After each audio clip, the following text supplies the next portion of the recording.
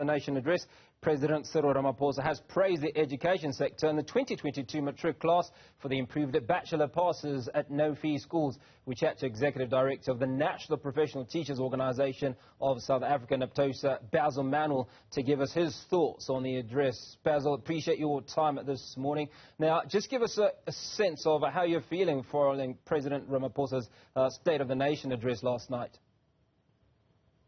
Greetings, Hugo. At first, of course, we think, like most citizens probably know, it's supposed to be a speech of hope and a speech of looking forward, but given the increasing cynicism of the population and the doubtfulness, much of it, of course, is then questioned afterwards. However, we're happy that he did find time to address education, because there are things worth celebrating, but there are also a number of things that I think we could have spent a little more time on that we are concerned about and desperately concerned about at that. Okay, so let's talk about those concerns before we address some of the issues that President Ramaphosa addressed in the SONA last night. First of all, it's about the dignity of schooling, Hugo. You know, the President did speak about the 55,000 toilets that he made reference to, but there are still schools where this SAFE project hasn't quite reached, and we haven't seen the changing from the old ablutions to the new ablutions. But more than that, it's the general safety in our schools that seems to be under threat, particularly in the difficult-to-teach-at areas. There are many, many schools that have no issues, but there are also thousands of schools where schooling is a daily concern for every parent and every child because of the safety aspect. And we need a plan. But over and above that, even when it comes to the electricity issue, and we know that you can't summarily say these places are going to be exempt, because that's not how the grid works. However, the plan towards saying that certain infrastructure must be placed high on the priority when it comes to solar power and things like that. Schools are easy to attend to when it comes to solar power. But the will and, of course, money must be there to ensure that we're moving into the 21st century. We can't do those skills without electricity, etc.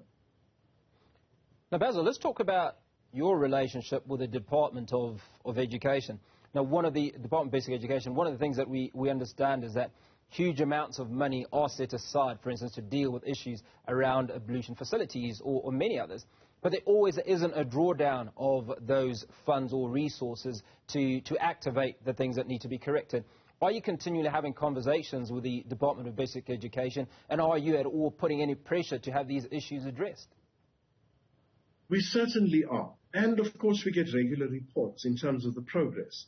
And we have to say that probably 2022 will go down as one of the best years in terms of attending to ablutions. But we always have to balance that against how long it has taken and how long this pressure has been applied for that activity to happen. But I want to take nothing away from the sheer progress made in 2022.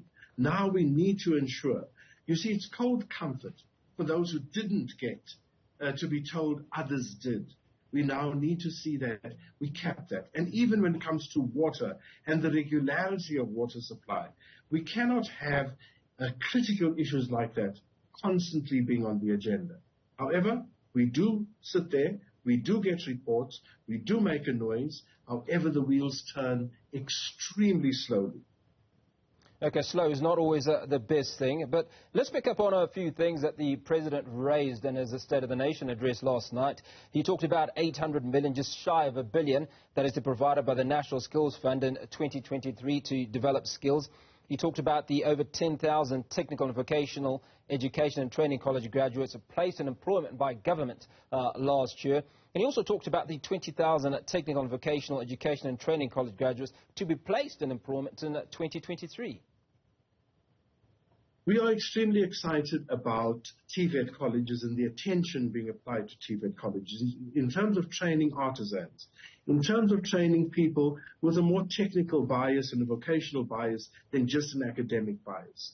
It's part of addressing the problem in the country where every parent wants to see their child at university, whilst in fact The country needs people of greater technical and vocational ability. And so we are excited about that. We want to see this growing and the number of applications to TVET colleges being extended even further. But that goes hand in hand with the skills development of even the people in the TVET colleges. So that for us is a huge positive. The fact that we can place these students coming out is even more positive, which should be encouraging the many, many unemployed graduates to be having a relook at whether their choice of direction was correct. Because if you look around, the people that everybody needs constantly are not graduates. We need people to graduate. We need people in the academia, but we also need those technical skills, particularly for our vision to move towards a skill set for 2020 or so for the fourth industrial revolution and the fifth industrial revolution that is already upon us. Trevor, what you might not be seeing on your screen at the moment, well, certainly what's on my screen at the moment, is that the President about to tee off in Cape Town at the Adopt a School fundraiser. So the President is seemingly putting his money where his mouth is. In fact,